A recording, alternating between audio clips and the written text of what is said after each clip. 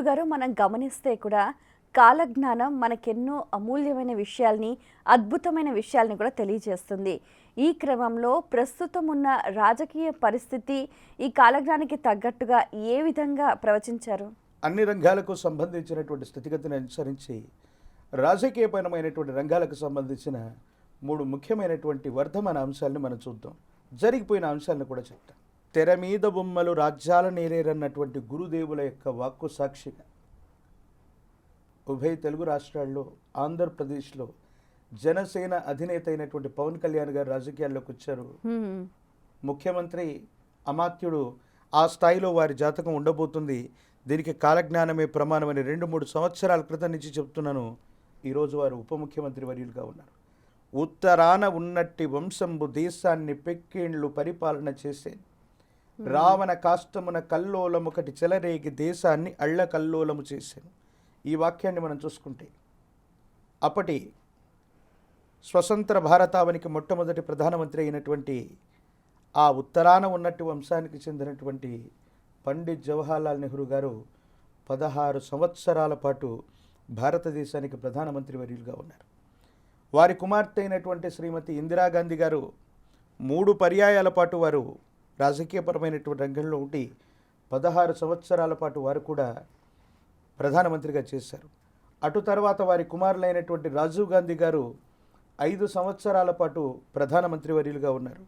అటు తర్వాత వారి యొక్క ధర్మపత్ని అయినటువంటి సోనియా గాంధీ గారి నేతృత్వంలో 2004 నుంచి 2014 వరకు వారు యూపీఏ చైర్పర్సన్గా కొనసాగితే వారి నేతృత్వంలో భారతదేశంలో ప్రభుత్వం నడిచింది.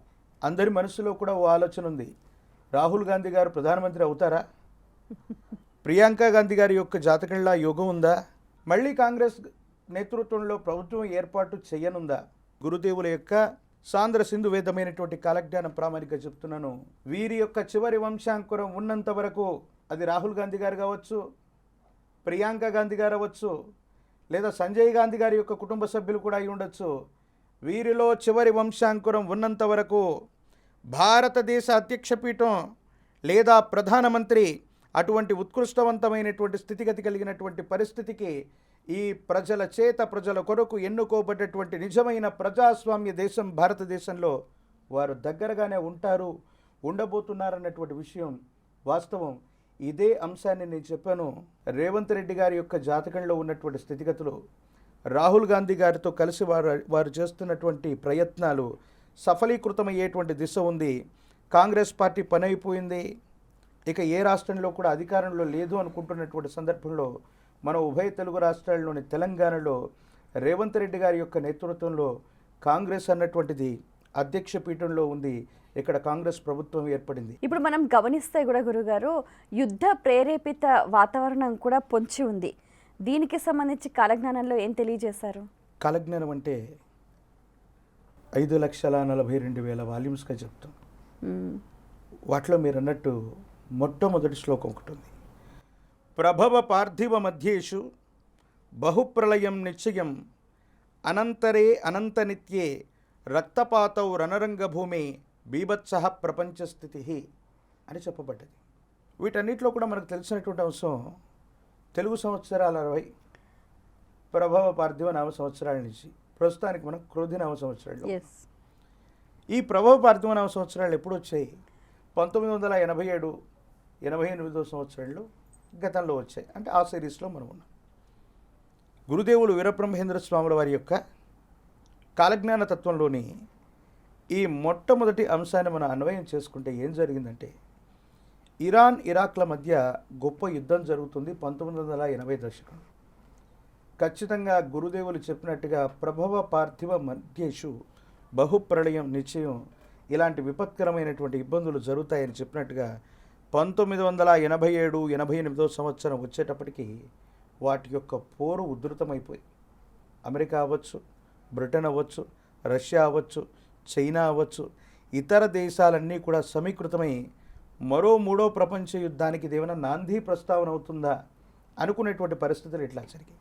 అలాగే సమీపమైన భవిష్యత్తులో ప్రస్తుతం ఇజ్రాయెల్కి సంబంధించినటువంటి, పాలస్తీనాకు సంబంధించి, రష్యాకు సంబంధించి వారి మధ్య జరుగుతున్నటువంటి ఆధిపత్య పోరుని మనం చూస్తున్నాం. మళ్ళీ చెప్తున్నాను, రాబోయే ప్రభవ పార్థివ మధ్యేషు 2047-48 సంవత్సరానికి అటు ఇటుగా ఈరోజు జరుగుతున్నటువంటి ప్రపంచంలో వివిధ దేశాల మధ్య జరుగుతున్నటువంటి ఈ యుద్ధాలు 3వ ప్రపంచ యుద్ధానికి నాంది ప్రస్తావన కాబోతున్నాయి.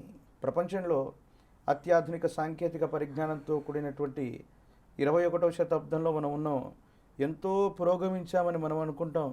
మనం పురోగమించింది ఏంటంటే ఒక మనిషిని, ఒక వ్యవస్థని, ఓ ప్రాంతాన్ని, ఓ దేశాన్ని ఎలాగా మనం నాశనం చేయటం అన్నటువంటి విశేషవంతమైన స్థితిగతులు, అనుభవముల గురించి మనం వెతుక్కుంటున్నాం.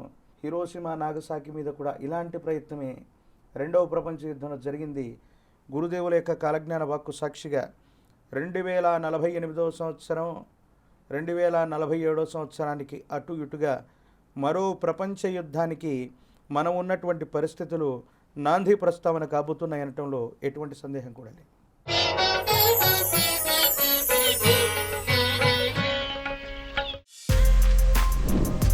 For more videos like this, subscribe Big TV channel.